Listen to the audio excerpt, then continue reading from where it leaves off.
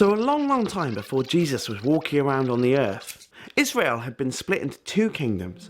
One in the south named Judah, and one in the north named Israel. Now King Ahab was the king of Israel, and he was a terrible king, like really bad. Maybe he was just angry because his dad, King Omri, had given him a silly name that made him sound like a wrestler, but that's not really an excuse, is it? King Omri also had a terrible name, and he wasn't so bad. Oh no, wait, he was also a really terrible king, as was his brother Zimri. I'll Zimni you in the face if you worship God. And his brother Elah. And his dad Baasha. I'll batter you over the head if you worship God. And his brother Nadab. I float like a butterfly and pinch like a crab, so you better listen to me, King Nadab. And his dad Jeroboam. I'm King Jeroboam, and I'll worship false idols faster than you can look me up on Google Chrome. And well, you kind of get the point. They were all really evil. But Ahab did more evil in the eyes of God than all of them put together. He ruled so badly, and he set up altars to false gods just to annoy God. And he married a lady called Jezebel, who was a really bad influence on him, as if he wasn't evil enough. And she convinced him to start serving and worshipping a false storm god called Baal. And she encouraged him to do more to annoy God than any of the kings of Israel before him. They were a pretty evil combo. Now there was this chap named Elijah who came from a place called Tishba. Bless you! Pardon? I thought you sneezed. Oh no, sorry, I was just saying the name of the place that you're from. Oh right, Tishba. Bless you.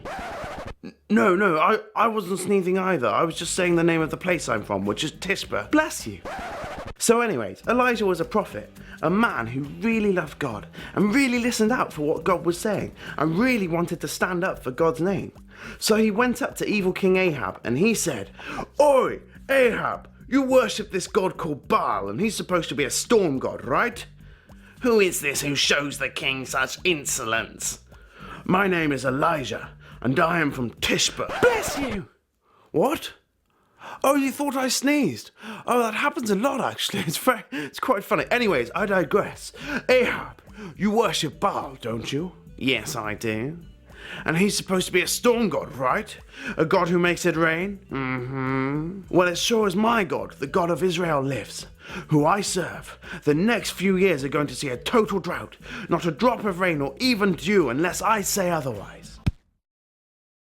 And Elijah was right. In the next few years, God made sure that it didn't rain and that not even dew fell on the ground. So Elijah could show Ahab that God was the one true God and that Baal wasn't real, because he'd be a pretty rubbish storm god if he couldn't even make it rain. Ahab had been made to look very silly by Elijah, which on top of his silly name made him look very silly indeed. And Ahab was very angry. God then told Elijah, get out of here, away from Ahab and fast. Head east and hide out at the Kerith ravine on the other side of the Jordan River. I'll provide for you with fresh water from the brook there that you can drink, and I've ordered the ravens to feed you. So Elijah obeyed God's orders. He went and camped out in the Kerith ravine on the other side of the river, and sure enough, ravens brought him his meals. They brought him bread and meat for breakfast. Bread and meat, my favourite! And they brought him more bread and meat at dinner time. Yes, more bread and meat, my favourite! And the brook that he was camped out by had some deliciously refreshing water for him to drink from, and Elijah knew that God had provided for him.